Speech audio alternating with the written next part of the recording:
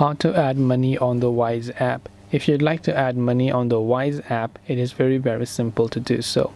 All you have to do is open up the Wise application and just make sure that you're signed into your account.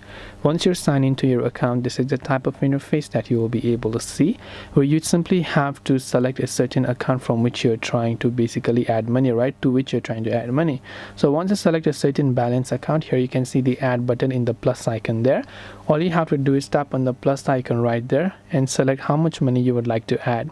So after you enter the amount that you'd like to add, you can tap on the continue button. Then after that, you have to choose a payment method from where you want to add, such as a bank or card details and such. And once you've done that, the money will be successfully added into your account. This way you'll be able to add money on the Wise app. I hope that this video really helped you. If you have got any further questions, feel free to leave them down below. As always, thank you very much for watching till the end of this tutorial, and see you soon in our next video.